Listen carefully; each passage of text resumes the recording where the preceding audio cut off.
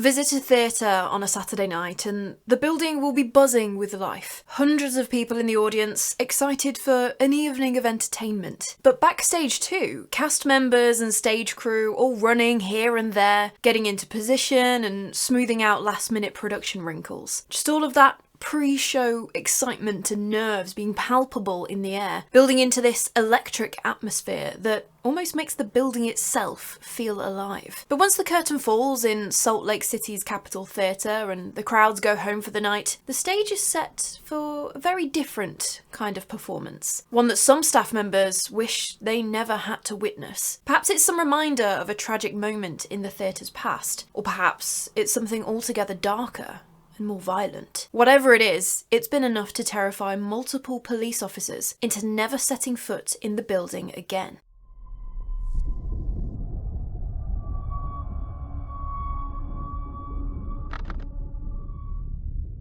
Looking at the venue now, sitting pride of place in downtown Salt Lake City, it just oozes history. It's seen scores of people come through its doors over more than a century, but it hasn't always been known as the Capitol Theatre, because on the 27th of May 1912, the Orpheum Realty Company took out a permit to build their second theatre in the city. They were known for their circuit of vaudeville productions, these big variety acts combining music and comedy, and then these larger-than-life characters to bring the whole thing together. And they were popular, and so they were popping up these vaudeville houses across the USA in the early 20th century. At a cost of $250,000, about $8.4 million in 2026 money, the newest in their chain of venues, called the Orpheum Theatre, was built at 50 West, 200 South. It was designed by architect Gustav Albert Landsberg in this Italian Renaissance style, being only one of two buildings in the city that had this really ornate terracotta detailing. The only other one in the city that had that was the Hotel Utah, which opened in 1911. The Orpheum Theatre was built to seat between 1,800 and 2,000 people, and had all these neat little features too. They had air conditioning and removable seats at the front in case they needed a bigger orchestra pit, and absolutely no obstructed view seats either. Take that, Ticketmaster. But what really impressed me reading about it was the time, thought and money invested into fire safety. There were 30 different exits out of the building, and the boiler had its own separate building to keep the theatre safe if it exploded. But also the auditorium was fitted with a bunch of water sprinklers in front of an asbestos curtain. And these sprinklers would automatically trigger if the room reached a set temperature, which would indicate that there was a fire, and that would create a curtain of water to keep any fire and smoke from spreading. And based on other stories I've covered on this channel, other fires from other buildings built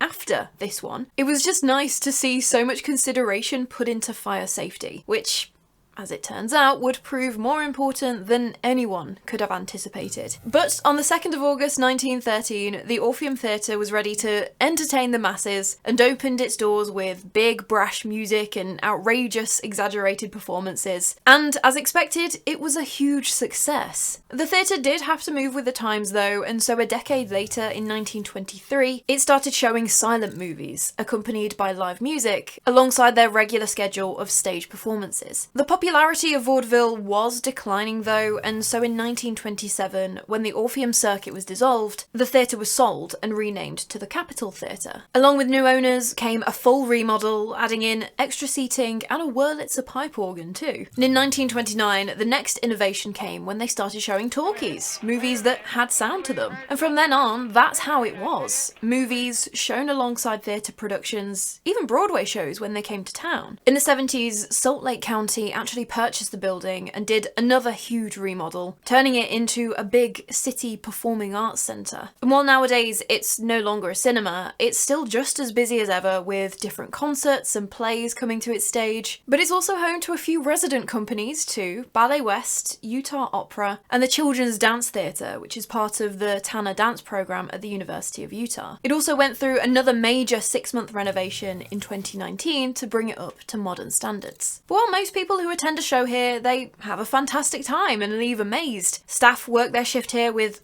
absolutely no problems. For others, they have a slightly different experience. Because the theatre is said to be home to at least one ghost, nicknamed George. And there's a theory we might know who he is. He could be connected to the darkest moment in the Capitol Theatre's history. On the 4th of July 1949, to celebrate the Independence Day holiday, the theatre was showing a matinee double bill of Rita Hayworth, CoverGirl and You Were Never Lovelier. But that afternoon, a fire broke out in the basement. The assistant manager, Charles Whitney, first noticed the smoke and sent 2 ushers down into the basement, armed with fire extinguishers, to see if they could just tackle the blaze themselves real quick. 19-year-old Herbert Schoenhart and 17-year-old Richard Duffin, the 2 ushers, did as they were told. Some of the rooms in the basement had been leased out to other businesses at the time, including the O.C. Tanner Company, who were storing jewellery manufacturing equipment, and the Physicians Supply Company, who had surgical supplies down there, because this basement was absolutely huge. They had the room to spare. By the time the 2 ushers had made their way down the steps, the fire was spreading rapidly, so Schoenhart ran back upstairs to sound the alarm, call the fire brigade and get Whitney to start evacuating and all of that, before then himself going back down to find Duffin. All of a sudden, 3 massive explosions rocked the entire theatre, thought to have been caused by the jewellery company's oxygen tanks that were stored down there. As the scene quickly unfolded, it was absolute mayhem. Hundreds of evacuated patrons were just hanging out there on the street outside the theatre, as well as pretty much the entirety of Salt Lake City's fire department, who were there to obviously tackle the raging fire, but also to rescue Duffin, who was still trapped inside the basement. Schoenhart hadn't been able to get to him. After the explosions, they had no idea what they were going to find down there, but they had to try. Captain William A. Lim, who had been a firefighter for almost 27 years, immediately got to work trying to rescue Duffin. He had to climb down a freight entrance outside the building, surrounded by rushing water and broken glass, no respirator, just going to see if he could at least get eyes on the teenager. The captain obviously had to keep stopping and coming up for air, but on his 5th trip down into the basement, the inferno still blazing, he found Duffin, lying on a box in one of the underground rooms, exhausted, but according to the captain, determined. He managed to get a rope, a lifeline around the teenager, ready to pull him out, but Lim himself needed air, and when he resurfaced, he collapsed from all the smoke. He was able to be revived by wafting ammonia under his nose, and went on to fully recover. Duffin was successfully pulled out of the basement, and the city physician, Clarence R. Openshaw, immediately did everything he could to try to revive the by now unconscious Duffin, but to no avail. Richard Duffin passed away just 17 years old. He was the only casualty that afternoon. All 600 theatregoers and the rest of the staff had been evacuated calmly, no rush, no panic. Although there was a story of one man refusing to go quietly, demanding a refund on his ticket, otherwise he wasn't going to move from his seat. Yeah, no, it's fine, mate. We will absolutely sort you a refund on your 46 cents ticket while life and death is happening right under your feet right now. But that was the thing. Because the theatre had been equipped with all of this fire safety equipment, it was thought that that was the reason that the worst of it was confined to the basement. So to a lot of the theatregoers, they probably didn't see it as a big deal, although they never did get to the bottom of what actually started the fire in the first place. Schoenhart and Whitney, the other usher and assistant manager, they were also overcome by smoke, having first made sure that every patron got out safely before going back in to search for Duffin unsuccessfully. But with emergency treatment, they made a full recovery too. They were okay. But now it's thought that Richard is the one responsible for the unexplained goings-on reported at the Capitol Theatre. So it's interesting now that he's been given this nickname George. I don't know where that came from, but to some staff members, George isn't just this cute nickname in a story, because on multiple occasions, it seems he's made his presence known. Blair Fuller, the administrative and fiscal manager at the theatre, was working late one night in 1997, about 10 p.m-ish, from his office on the 3rd floor. And that's an American 3rd floor, so to me we would describe it as the 2nd floor, but I'm just going to keep with the American numbering for this one, as otherwise it's going to get confusing. So anyway, Blair was busy doing what he needed to do when he started hearing noises coming from the lift. He figured out that it was the motor for the lift kicking in. As he looked up, he could see that the lift doors had opened, and there was an alarm blaring, as if something was blocking the doors from closing. which is weird. He went to investigate, but there was nothing that he could see blocking these doors. And so, in an absolute moment of, if you've ever watched a horror movie, you'd be screaming at yourself not to do this, Blair stepped inside the lift. I don't know, man. If something you can't see is holding the doors open for you, I don't know, I would just take that as an invitation that you probably want to politely decline from, surely? Even if it's not paranormal, if the lift is malfunctioning, you don't want to be stepping inside the metal box that has the potential to trap you inside until morning. But as Blair stepped inside the lift, it was as if he'd walked into a fridge. The temperature was freezing inside there for no reason. Before he had time to do anything else, figure out what was going on with the lift, the button to the basement lit up. And the doors closed. Okay, I guess I'm going down to the basement right now. The basement is lovingly known as the catacombs because it really is that huge down there. A lot of different rooms sprawling out underneath the theatre. As the lift descended into the basement and opened the doors, Blair peered out, trying to see if there was anyone around who could have called it. Because as far as he knew, there was no one else in the building but him. Rationally, there should have been no way the lift had just transported him down 3 floors into the basement. Okay, very strange, but I guess at that time of the night, it is what it is. You just want to get your work done and get gone. Make a note to tell maintenance, and so he just went back up into his office. But once he was settled back behind his desk, he heard more noises, different from the lift this time. It was his filing cabinets, opening one by one before slamming shut again. That would be enough to have me running for the door, unless the only way out is the possessed lift, in which case I would just play possum and hope the ground swallowed me up or something. There was no logical explanation that Blair could come up with, no rational reason to explain all of this away. Despite that though, Blair said that, yeah, while it was a bit odd, he never felt threatened by it. As if the weirdness wasn't outwardly trying to scare him per se, but more that it was a bored teenager trying to get some attention. He went on to say that once he acknowledged the things moving by themselves, it all stopped and everything went back to normal again. Although he put his hands up, yeah, it took him a good 90 minutes to get to that point. Totally fair enough though. But also, I see it from the side of the ghost too. If it really is 17-year-old Richard Duffin, poor lad died at his job. He'd only worked there for 3 weeks. He'd just graduated from West High School up the road from the theatre. Working as an usher, you know, got his whole life ahead of him though, and he passes away in that theatre. Stuck there forever. There's only so many performances of the Nutcracker you can watch. You gotta make your own fun. And the Nutcracker actually is the sort of mainstay Christmas performance at the Capitol Theatre. And it's said that the activity really does ramp up around this time. There was also another member of staff who had run-ins with something seeming to want to get involved with the inner workings of the theatre. Doug Morgan had been working at the Capitol for 52 years, and actually started there as an usher the year before the fire in 1948. He'd known Richard Duffin and had been working the day of the fire. But Doug's unexplained encounters occurred less when it was late at night and no one was around. Instead,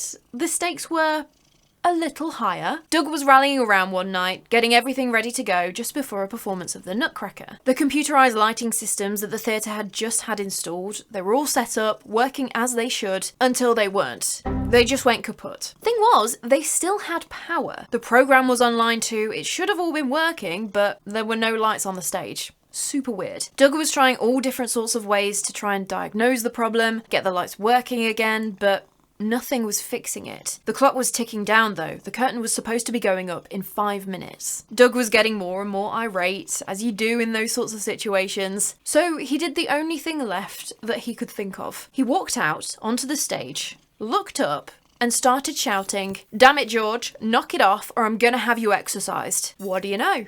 The lights came right back on. I'm gonna guess that if the audience could hear him from behind the curtain shouting at the ghost, that would have been a very interesting warm-up act. Other times, lights would flicker in the theatre, including the appropriately named ghost light. Now, theatres usually keep a single light lit on stage, just a health and safety thing, make sure you don't trip and take a dive off the stage. But this ghost light has also come to be significant in theatre superstition, as the light is there to illuminate the stage for any restless spirits who want their moment in the spotlight. There you go, the production for The Living is finished and everyone has gone home, put the ghost light on, it's time for the dead to put on their show. Just a nice little legend. and said to stop these ghosties from interfering with the production. I would say that has varying degrees of success based on Doug's story. But even once everyone has gone home for the night, and the only people left in the building are the security guards, they don't have an easy time of it. There was one security guard who, after doing his rounds and having nothing else left to do to kill time on his shift, he used to fold paper aeroplanes and fly them from the balcony. And he was having a marvellous time doing this, hurting absolutely no one. Just a great way to pass the time. But it appeared that someone had been watching him, as later on, as he was just sat in the control room alone, he felt something hit him on the back of the head. Nothing bad, not painful, but just a bit like,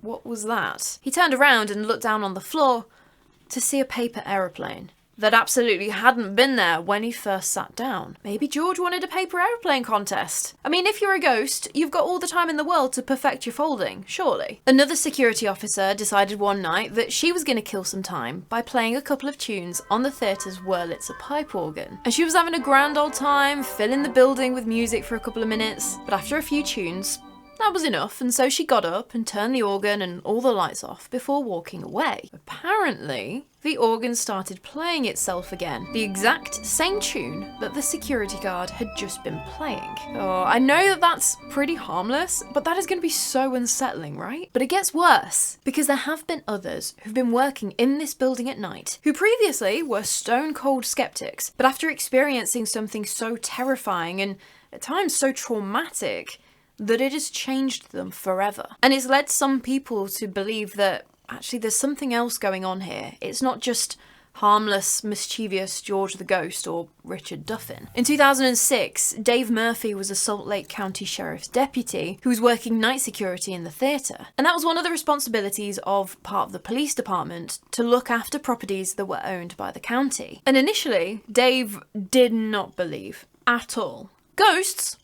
Load of twaddle. But pretty much immediately, things started happening at the Capitol Theatre that would change his mind. As he was getting settled into his new job, he was partnered with a training officer called Morgan Matthews, who was just there to show Dave the ropes, get him all up to speed and used to the building. And they did all the introductory onboarding bits, showed them the control room, where all the CCTV cameras were, did a tour of the building, pointed out all of the crevices and cubby holes where people can hide, and also explain the duties. You do an initial sweep of the building, turning off the lights and locking all the doors as you go. Pretty simple, standard stuff really. It didn't take long for Dave to find his feet, and soon enough, he was doing his first solo sweep of the building. Everything was going fine until he just reached the rehearsal room on the 3rd floor. He did what he'd been shown, peeked into the rehearsal room. Okay, that's clear, no one's here. Lights off, locked door. As he was turning to move on though, he heard an almighty bang. The door to the men's bathroom across from him slammed shut. Wow, okay, it's go time. There's an intruder, and they must have been hiding in the bathroom. So he radioed to Morgan,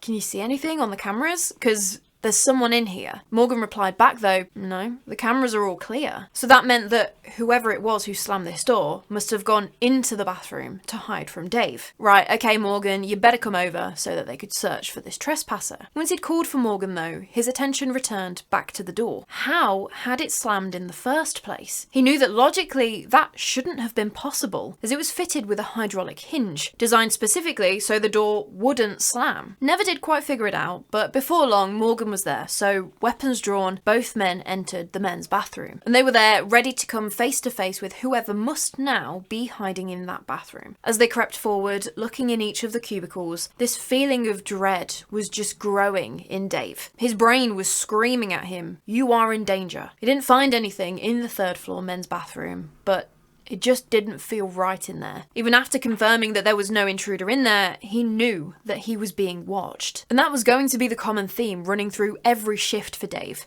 Something is watching me, things just don't feel right in here. But sometimes he would catch a glimpse of something here and there too. He would often see shadows darting along the walls where he was walking. But one time he witnessed what looked to be a woman dressed in early 1900s clothing. He said that she just walked straight past him as he was sat in the control room, as if it was completely normal. And all up until this point, David had a very cordial relationship with Morgan, his training officer. They were civil, but that was about the extent of it. He'd always felt like Morgan had shown him the practicalities of the job itself, but there was something that he was holding back, and he had a sneaking suspicion he knew what it was. One night, it all got too much for Dave, and he just outright came out with it and asked Morgan, "You ever experience anything strange here?" And well, that was it. The floodgates opened. Because yeah, since day one, Morgan, another police officer, had had his own unexplained encounters. Like when he was working alone one night at the theatre and he'd heard this whisper. It was faint, but enough to catch his attention. So he went out to the control room to try and find whoever was whispering. But it was one of those, whenever he moved closer to where the sound was coming from, it got further away. He could never catch up to it. As he stood there, trying his hardest to follow this sound, he heard something else. A cough, very distinctly coming from the basement. Exactly what you want to hear when you work in night security in an old building alone. Well, this is a job I signed up for, so off he went, tentatively heading down the stairs into the basement. As soon as he reached the bottom of the stairs, he was hit with the intense, choking smell of smoke. Very quickly, he searched every inch of the basement, trying to find the source of the smoke, but nothing.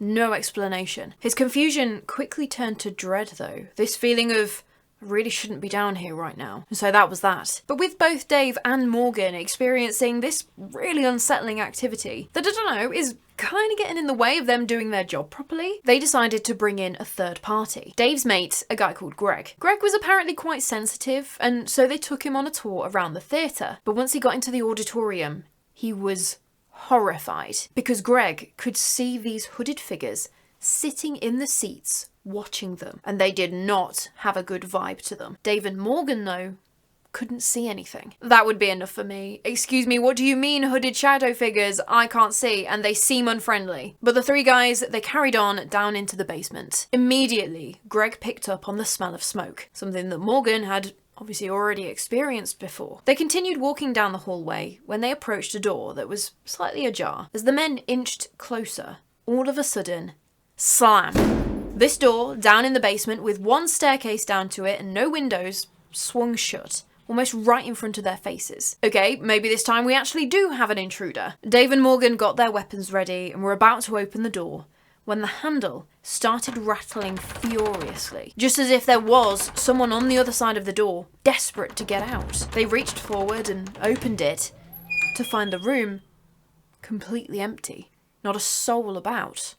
Or so Dave and Morgan thought. But Greg, he could see a figure huddled in the corner of the room. His eyes were sunken and his face looked all burned and scarred. Allegedly, Greg had had no idea about the fatal fire that had occurred right here in the basement. But after taking Greg on this tour, Dave and Morgan were convinced the things that Greg had encountered, barring the absolutely terrifying figures that he'd seen, it all lined up. And with the door slamming and the handle rattling, that was vindication. Someone else had experienced it alongside them. But knowing all of that isn't going to stop it. And for the two officers, the activity continued, building up and getting more and more intense. For Morgan, he would reach breaking point when one night he was in the control room alone. The theatre had not long been fitted with more modern cameras that had a night vision mode so you could see more clearly in the dark auditorium. Based on everything I have heard so far, I don't know if that's a good idea or not. Morgan just so happened to glance up at the monitor to see something very weird. Sitting in one of the seats in the auditorium was a figure, just sat there staring ahead as if watching his own private production of The Nutcracker or something. Morgan enlarged that particular camera onto full screen, but just as he blinked, the figure was gone. Great, now I know that there's an intruder on the loose and I gotta go find him. That was not to be the case at all, because before Morgan had time to react, this figure flew up across the maximized screen, up towards the ceiling, roaring as he went. Roaring! Horrific! That thing seemingly knew where the camera was and that Morgan was watching it. Absolutely not. Which was about Morgan's attitude as he quit right there on the spot. It just sounds like that relaxing car drive video on YouTube, which I went and watched just to make sure. You know that classic car driving down the road and then the zombie looking thing screams onto the screen? Yeah. It is similar, and it got me again 20 years later, which, seeing that upload date, was just as much of a jump scare. But anyway, after Morgan had noped out, Dave continued working at the theatre alone. And yeah, even up until now, it had been unnerving, but also he knew his partner was in the theatre. He could just radio him and he wouldn't be alone anymore. Now, no one was coming to save him. At a time when he probably needed it most, because whatever was in that theatre was just getting worse and worse, to the point that it started attacking Dave. The shadows that he was seeing on the walls of the theatre started jumping out and physically rushing at him. One night, he felt like something had just come up to him and punched him in the chest. There was no one around, no reason why he was feeling this intense pain, but he couldn't talk, couldn't do anything. I am gonna take a guess and say that that pain did eventually go away and what he was experiencing was in fact not a heart attack or anything. But also in other shifts, he'd do a second sweep of the building after he'd locked up initially, and doors would be wide open and lights on, even when he knew that he'd shut them off and locked the rooms. One night, Dave was, again, alone, sitting in the control room, when he started hearing a piano playing. It wasn't coming from the auditorium. It was down in the basement, where an old piano was actually stored. He very tentatively went to go and investigate. As the music got louder, this sort of old-fashioned ragtime piano tune. Super upbeat, lively, happy melody. But hearing that, when you're in what at this point you fully believe is a haunted theatre, no thank you. You're just begging that you're going to round the corner and see a musically gifted trespasser. But as he did, the piano came into view. There was no one. The music stopped, just cut off, and the fallboard, the lid that protects the keys, slammed shut. Nah, I'm done. I'm out. That was the final straw for Dave. He packed up his things and he left the Capitol Theatre for good. He went back and told his sergeant, "You put me in that theatre again, I'm done." And so that was the end of his 4.5-month nightmare. What those two police officers encountered seems so much worse than just their innocent paranormal pranking. But others have come forward with just as terrifying stories, like a construction worker who swore up and down that he was pushed off a scaffold at the theatre by what he described as a cold hand. More people reported the disgustingly oppressive, malevolent atmosphere down in the catacombs, with shadow figures rushing at them. Just terrifying. It certainly doesn't seem to fit with an innocent teenager who lost his life in tragic circumstances. So is there something else going on at the Capitol Theatre? Well, some people do find it rather strange that so much time and attention was poured into making the theatre as fireproofed as possible, which makes eyebrows raise even higher when coupled with the fact that on the exact same day,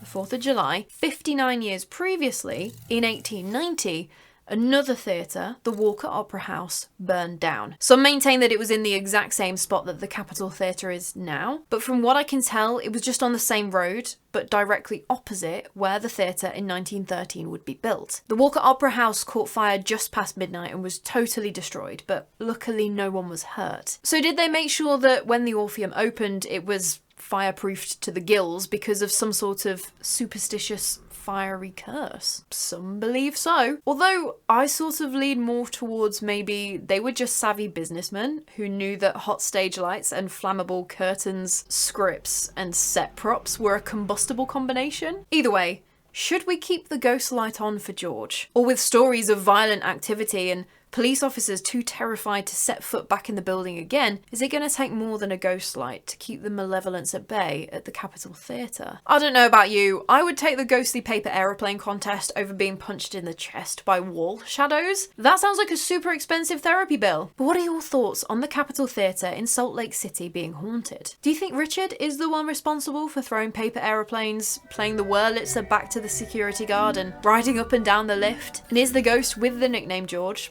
actually Richard, just making his presence known? But also, could it be that there really is something else going on here, especially in the basement? Because to terrify two police officers into quitting that job, that's intense, on a whole other level than what others experienced. Personally, I'm inclined to believe that possibly Richard is still around the theatre, but the basement is absolutely not somewhere I'd like to spend an extended amount of time. Hooded shadow figures and getting punched in the chest. I'm good, thanks. But then, looking on the other side of it with a bit more of a critical eye, it does have to be said that these accounts from Blair, Dave and Morgan came about from a TV show, Paranormal Witness. That was, as far as I can tell, where they were first told. So it's very much made to hold the attention spans. There were a lot of reconstructions telling the story, lots of jump scares, which, in fact, I usually watch things on 2x speed when I'm researching. Jump scares get a lot scarier at that speed, let me tell you. But then again, wow, this is proper vintage Don't Scare Claire, splinters from sitting on this fence. These guys went on national television to tell their stories at a time when it was taboo. Even Dave himself said that he'd had officers coming up to him telling him to basically shut his mouth. You're not doing your career any favours. So they didn't really have much to gain from making any of this up. So I am leaning more towards, yeah, they experienced at least some of what was talked about on Paranormal Witness. As to what could be in the basement though, could it be some sort of energy left over from the day of the fire? But also not forgetting, the theatre opened in 1913. That's over 100 years of history, countless people walking these hallways down there. Who knows what else has gone on? Or even, what sort of energy was left behind from before the theatre was even built? With all that said, it would be interesting to know more about the other security guards, the nameless ones, and I'd be very curious to know if the activity has continued, as there was a news article in 2019 where the communications manager for Salt Lake County Arts and Culture said that she'd never encountered anything. She didn't even think the ghost was still there anymore. It did seem like a very PR thing to say though, mentioning that it wasn't something they liked to highlight in this article about the $33 million renovation that they'd just completed on the place. So if you've ever visited the Capitol Theatre in Salt Lake City and encountered something that you couldn't explain, or you know someone who has, please do let us know in the comments. And if you enjoyed this video, please do pop it a little like, and if you haven't already, do subscribe. I'd love to see you back here for another story sometime very soon. But anyway, that is all from me today. Go and get a drink of water. I know you haven't been drinking enough. I cannot wait to chat with you more about the morbid, mysterious and macabre. So until next time, sleep safe. I'm so glad that that ended when it did, because for some reason I feel like I'm about to have a coughing fit. I don't know where this has come from. Lord. Probably cat hair in my throat. It usually is.